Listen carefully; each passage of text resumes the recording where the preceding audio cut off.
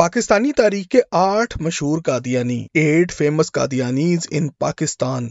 Number 1, professor doctor Abdul Salam.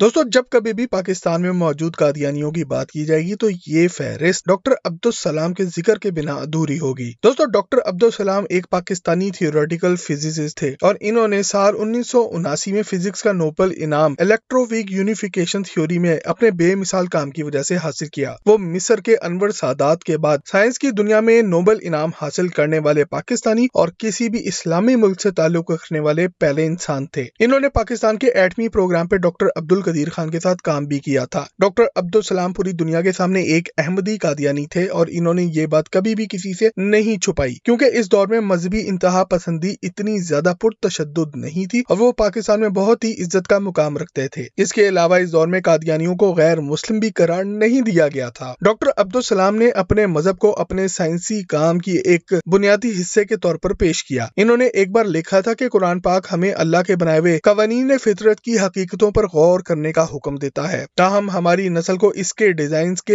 एक हिस्से को हासिल करने का एजाज हुआ है। ये अल्लाह का फजल है जिसके लिए मैं शुक्रगुजार हूँ। फिजिक्स के नोबेल इनाम को कबूल करते हुए भी अपनी तकरीर के दौरान डॉक्टर अब्दुल सलाम ने कुरान की आयत का हवाला दिया था। साल 1974 के दौरान पाकिस्तानी पार्लियामेंट ने second amendment to the constitution of Pakistan की, जिसमें अहमदियों को गैर मुस्लिम करार दे दिया गया और एहतजाजन डॉक्टर अब्दुल सलाम पाकिस्तान से लंदन रवाना हो गए। इनके जाने के बाद इन्होंने पाकिस्तान से अपने ताल्लुकात मुकम्मल तौर पर मुंतका नहीं किए और फिजिक्स के ग्रुप्स और पाकिस्तान एटॉमिक एनर्जी कमीशन के साइंसदानों के साथ करीबी ताल्लुक कायम रखा। नंबर 2, सलमान तासीर। दोस्तों, सलमान तासीर एक पाकिस्तानी सियासतदान थे जिन्होंने 2008 से लेकर 2011 तक पंजाब के 26वें गवर्नर के तौर पर खिदमात भी सरअंजाम दी। ये आदमी भी एक कादियानी था और ये अपने यारों के साथ बैठकर अक्सर इस्लाम के बारे में बकवास करने की वजह से मशहूर भी था। सलमान तासीर ने 1960 की दिहाई के आखिर में जुल्फकार अली भुट्टो की पाकिस्तान पीपल्स पार्टी के रुकन के तौर पर अपने सियासी कैरियर का आगाज किया था। वो भुट्टो की आजादी की तहरीक का हिस्सा थे और इनकी गिरफ्तारी और सजाए मौत की मुखालफत करते थे। सलमान तासीर भुट्टो की बेटी और सियासी वारिस बेनजीर भुट्टो के सबसे करीब और काबिल एतबार दोस्तों में से एक थे। अपने सियासी कैरियर के अलावा सलमान तासीर एक बेहतरीन बिजनेसमैन भी थे। इन्होंने अपने कैरियर के शुरू में कई चार्टर्ड अकाउंटेंसी और मैनेजमेंट कंसल्टेंसी फर्म्स कायम की। 1995 में इन्होंने फर्स्ट कैपिटल सिक्योरिटी कारपोरेशन कायम की, जिसका काम यूएस से यूके और हांगकांग तक फैला हुआ था। सलमान तासीर ने 2 शादियां की और इनके अपनी शादियों के अलावा दूसरी औरतों के साथ भी ताल्लुकात मौजूद थे। साल 2010 से 2011 के दौरान समा टीवी पर मेहर बुखारी के साथ एक इंटरव्यू के दौरान सलमान तासीर ने मुल्क के तौहीन रसालत के कानून के बारे में तबसरा किया और इन्होंने बड़े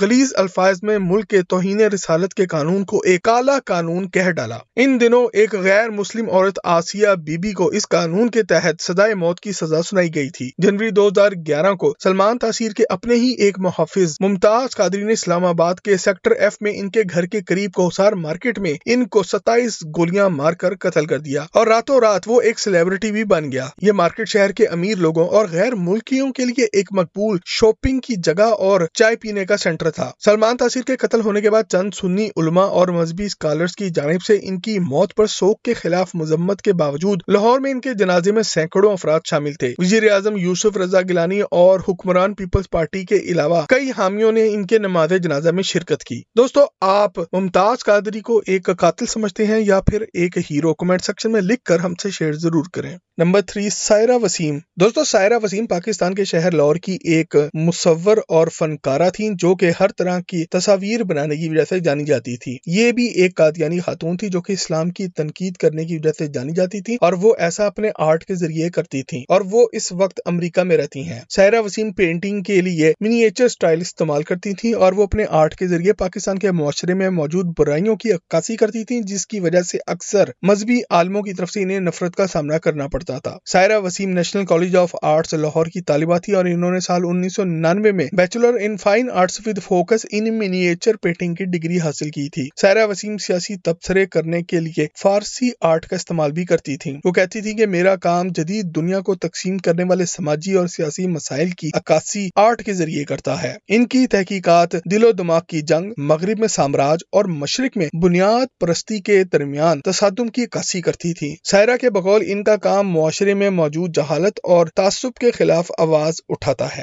نمبر 4، مبشر لقمان۔ دوستو آپ میں سے بہت سے لوگوں کو ہماری لسٹ میں مبشر لقمان کا نام دیکھ کر حیرت ضرور ہوئی ہوگی۔ دوستو مبشر لقمان ایک Pakistani film director, anchor person, column نگار، پنجاب کے نگراں وزارت کے صوبائی عہدیدار بھی رہ چکے ہیں۔ مبشر لقمان جدید دور میں پاکستان کے سب سے مشہور نیوز اینکرز میں سے ایک ہیں، جو کہ اکثر کڑوے سچ بولنے کی وجہ سے مشکلات میں گھرے رہتے ہیں۔ یہ آدمی بھی ایک قادیانی ہے جو کہ اکثر اپنے پروگراموں میں قادیانیوں اور دوسرے غیر مسلموں کو بلا کر پاکستان کے معاشرے پر تبصرہ کرتا ہے کہ کیسے ہمارا ملک غیر مسلم افراد کے لیے محفوظ نہیں ہے۔ مبشر لقمان کو سال 2008 کے دوران پنجاب کا نگراں وزیر اعلیٰ برائے انفارمیشن ٹیکنالوجی اور مواصلات بنایا گیا تھا۔ یہ ایچیسن کالج لاہور اور گورنمنٹ کالج لاہور سے اعلیٰ تعلیم حاصل کر چکے ہیں۔ وہ اپنی بھانجی گلوکارہ ایما بیگ کے ساتھ سمر وائن کا مشہور گانا بھی گا چکے ہیں۔ انہوں نے اپنے کیریئر کا آغاز بزنس پلس چینل سے بطور میزبان نیوز اینکر سے کیا تھا۔ اس کے بعد وہ ایکسپریس نیوز میں پوائنٹ بلینک نامی پروگرام کے ساتھ بطور میزبان شامل ہوئے اور بعد میں دنیا نیوز میں چلے گئے۔ ان کا سب سے مشہور پروگرام کھرا سچ مبشر لقمان کے ساتھ تھا اور اس پروگرام پر پاکستانی ادارے پیمرا نے سال 2014 میں لقمان کے بے شرم الفاظ کی وجہ سے پابندی لگا دی تھی۔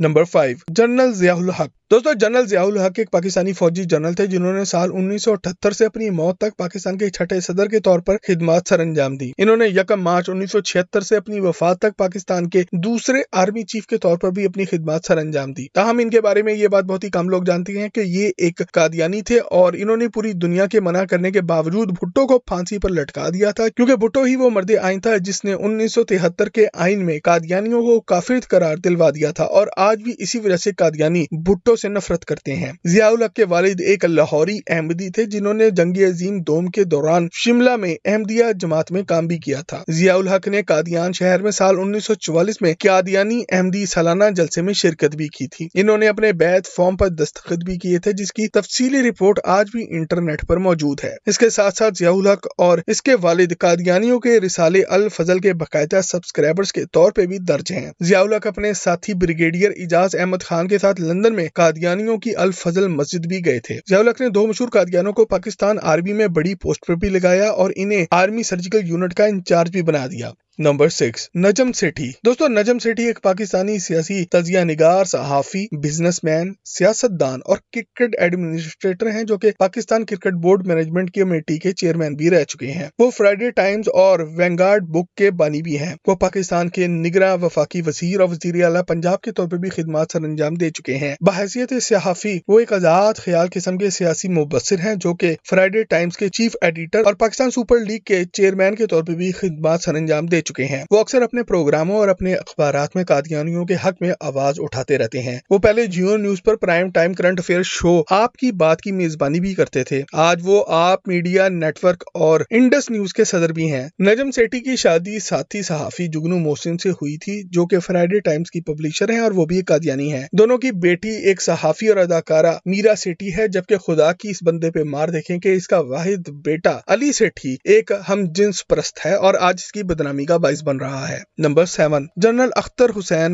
ملک۔ دوستو میجر جنرل اختر حسین ملک ایک پاکستانی اعلیٰ فوجی افسر تھے اور 1965 کی جنگ کے دوران وہ اپنی قیادت اور اپنی کمانڈ کی وجہ سے آج بھی پاکستان فوج کے چیمپئن سمجھے جاتے ہیں۔ جنرل صاحب 1965 کی جنگ کے ایک وار ہیرو تھے۔ وہ ایک قادیانی تھے اور اپنے مذہب کو بالکل بھی نہیں چھپاتے تھے۔ جنرل اختر اپنے ساتھیوں میں اپنی پرکشش شخصیت، بے دھڑک اور دلیر، حکمت عملی اور تیز سوچ اور حب الوطنی کے لیے جانے جاتے تھے۔ حالانکہ فوج میں ان کی بہت ہی زیادہ تعریف اور احترام کیا جاتا تھا، مگر وہ اکثر اپنے ساتھیوں کے ساتھ سخت رویہ رکھتے تھے۔ انہوں نے صدر پاکستان ایوب خان کی سربرستی میں آپریشن جبرالٹر اور آپریشن گرینڈ سلیم کی منصوبہ بندی بھی کی تھی۔ آپریشن کے ابتدائی مرحلے میں کامیابی سے نمٹنے کے لیے خاص طور پر بیٹل آف چھمب میں کامیابی حاصل کرنے پہ انہیں ہلال جرت سے بھی نوازا گیا، جو کہ پاکستانی آرمی کا دوسرا سب سے بڑا بہادری کا اعزاز ہے۔ جنرل اختر ملک کی موت ترکی میں ایک ٹریفک حادثے میں ہوئی تھی۔ نمبر 8، آسما جہانگیر۔ دوستو آسما جیلانی جہانگیر ایک پاکستانی انسانی حقوق کی وکیل وکیل اور سماجی کارکن تھی جنہوں نے human rights commission of Pakistan اور AGHS لیگل ایڈ سیل کی بنیاد رکھی اور اس کی سربراہی بھی کی۔ وہ ایک قادیانی تھی جو کہ عورتوں اور غیر مسلموں کے لیے آواز بلند کرتی رہتی تھی، جس کی وجہ سے مذہبی علماء اکثر ان کے خلاف فتوے دیتے رہتے تھے۔ تاہم وہ اپنی مذہبی پہچان پر اکثر خاموش ہی رہتی تھی اور ان کے بارے میں آج بھی یہ بات کنفرم نہیں کہ وہ قادیانی تھیں بھی یا نہیں۔ آسما جہانگیر وکلا کی تحریک میں نمایاں کردار ادا کرنے کے لیے جانی جاتی ہیں اور انہوں نے مذہبی آزادی اور اقوام متحدہ کے خصوصی نمائندے اور انٹرنیشنل کرائسس گروپ میں بطور ٹرسٹی بھی خدمات سر انجام دی۔ وہ خاص طور پر ایسے افراد کو تنقید کا نشانہ بنایا کرتی تھیں جو کہ مذہبی قوانین کا استعمال کر کے بے سہارا کمزور افراد کو نقصان پہنچاتے ہیں اور اس کی وجہ سے اکثر ان کو کافر قرار دے دیا جاتا تھا۔ آسما جہانگیر نے BA کرنے سے پہلے کانوینٹ آف جیسس اینڈ میری سے تعلیم حاصل کی۔ سال 1978 میں پنجاب یونیورسٹی لاء کالج سے LLB پاس کیا اور بیرسٹر اعجاز حسین کے چیمبر میں شامل ہوئی۔ 1980 میں وہ لاہور ہائی کورٹ اور سال 1982 میں سپریم کورٹ آف پاکستان کا حصہ بنی۔ 1980 کی دہائی میں انہوں نے فوج کے خلاف جمہوریت بحالی کے لیے کام کیا اور 1983 میں جمہوریت کی بحالی کی تحریک میں حصہ لینے پر انہیں جیل بھی بھیجا گیا۔ سال 1986 میں وہ جنیوا چلی گئی جہاں پر انہوں نے ڈیفینس فار چلڈرن انٹرنیشنل کی بنیاد رکھی اور سال 1988 تک پاکستان واپس آنے تک اس کی صدر تھیں۔ آسما جہانگیر نے اپنے کیریئر میں انسانی حقوق اور خواتین کے حقوق، مذہبی اقلیتوں اور بچوں کے حقوق کے دفاع میں کافی کام کیا اور وہ خاص طور پر خواتین کے حلقوں میں کافی مشہور ہیں۔ وہ حدود آرڈیننس اور توہین رسالت کے قوانین کی بھی تنقید کرتی تھی جو کہ پاکستان میں جنرل محمد ضیاء الحق کے اسلامائزیشن پروگرام کے ایک حصے کے طور پر نافذ کیے گئے تھے۔ دوستو اگر آپ کو کوئی ایسا قادیانی نام معلوم ہے جو اس لسٹ میں شامل ہونا چاہیے تھا تو کمنٹ سیکشن میں لکھ کر ہم سے شیئر ضرور کریں اور مزید زبردست ویڈیوز کے لیے ٹاک شاک کے چینل کو بھی سبسکرائب ضرور کریں۔